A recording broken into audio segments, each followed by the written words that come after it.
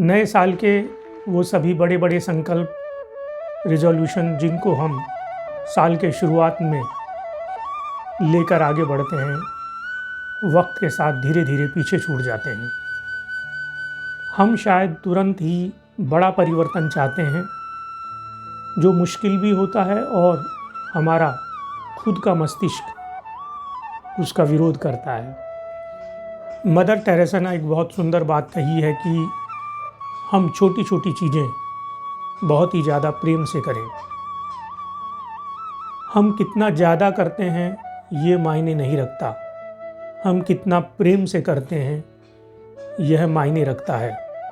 हम कितना ज़्यादा देते हैं यह मायने नहीं रखता, हम कितना प्रेम से देते हैं यह मायने रखता है। यूनिवर्स में कोई भी चीज़ छोटी नहीं होती। ईश्वर के लिए कोई भी काम छोटा या बड़ा नहीं होता। छोटी सी गिलहरी का योगदान राम सेतु में बड़े बड़े और बलशाली बानरों से किसी भी हालात में कम नहीं था। अपने शरीर को गीला करना, उस पर थोड़ी सी मिट्टी लपेटना और फिर उस राम सेतु में उस मिट्टी को छोड़ देना, एक बहुत छोटी एक्टिविटीज़ की तरह ये लगता है इतने लंबे राम सेतु को बनाने में, पर निश्चित रूप से यह कायजन का सबसे पहला उदाहरण था। भगवान राम ने स्वयं कहा है कि अगर यह गिलहरी इस राम सेतु में अपनी मिट्टी का योगदान ना देती तो ये जितने भी पत्थर हैं, ये जितने भी कंकड़ हैं जो बानरों ने डाले थे, वो शायद आपस में इकट्ठा ना जुड़ पाते और बिखर जाते। जिस डेडिकेशन, निष्ठा और कंसिस्टेंसी और प्रेम के साथ गिलहरी ने राम सेतु में अपना योगदान दिया है, यही काइजन का मूलभूत सिद्धांत है। बहुत से कारणों से हम में से काफ़ी लोग सुधार को एक बहुत बड़े पहाड़ पर चढ़ने के समान समझते हैं, जिसकी चढ़ाई बहुत कठिन है और वो लोग पूरी नहीं कर पाएंगे। साधनों का अभाव, योग्यता का अभाव उनको हमेशा सताता है। नए साल के संकल्पों को भी देख लें जो कि हमेशा वक्त के साथ धीरे धीरे असफल हो जाते हैं। बिजनेस वर्ल्ड में भी चेंज को बहुत मुश्किल माना जाता है। इनोवेशन एक ब्रेक थ्रू अप्रोच है, जबकि काइजन एक कंटिन्यूअस इम्प्रूवमेंट अप्रोच है, जिसके अंदर हम रोज एक कदम, नहीं तो आधा कदम, नहीं तो 1/4 कदम से आगे बढ़ते हैं, जिसमें सिर्फ हम एक ही बात सोचते हैं कि आज हमने कल के मुकाबले थोड़ा सा क्या अच्छा किया।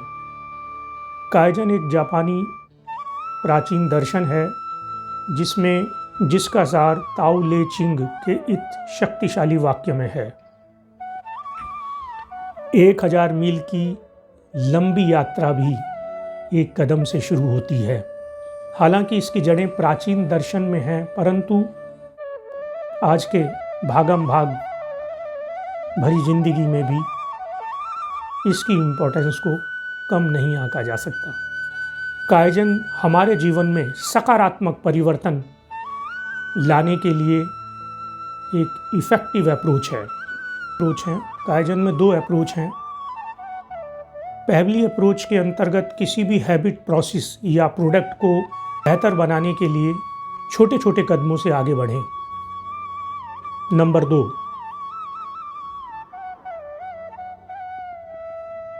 जीवन के छोटे छोटे मूवमेंट्स से इंस्पायर्ड हों, उनको समझें और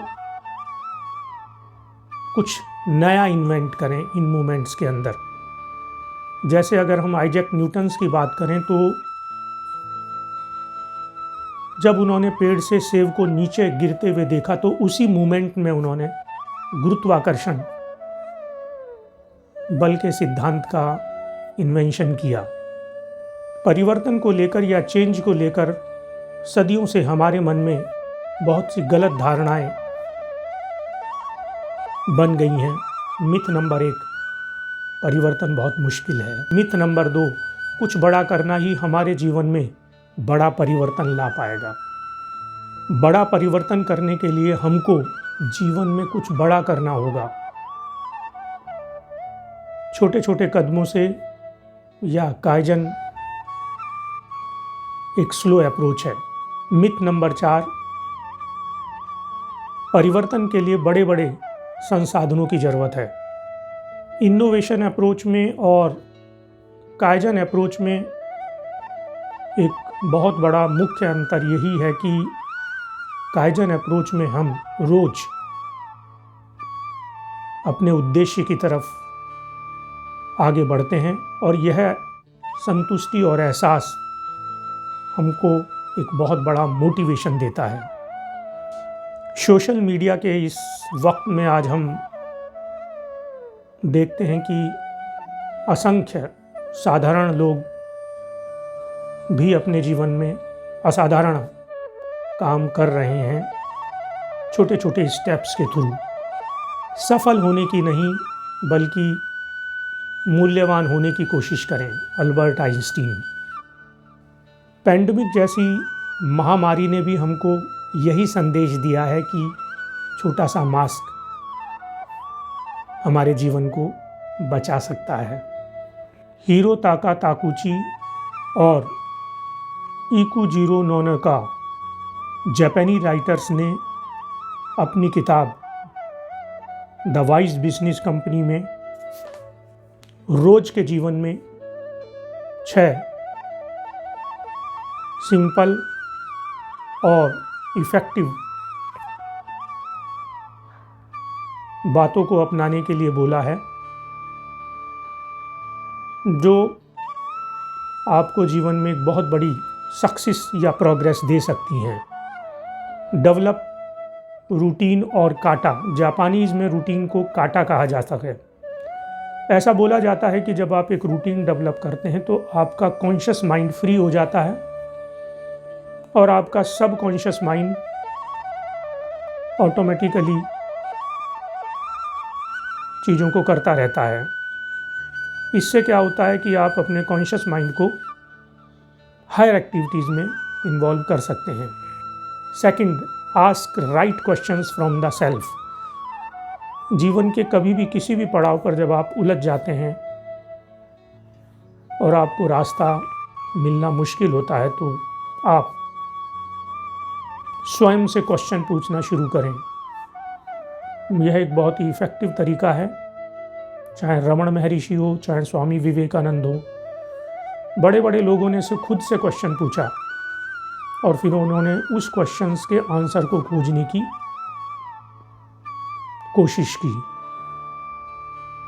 सेल्फ क्वेश्चनिंग ब्रेन के डिफरेंट पार्ट को एक्टिव भी करता है और आपको आगे बढ़ने में मदद करता है। थर्ड सिद्धांत इन्होंने दिया कि फील वननेस विद एवरीवन।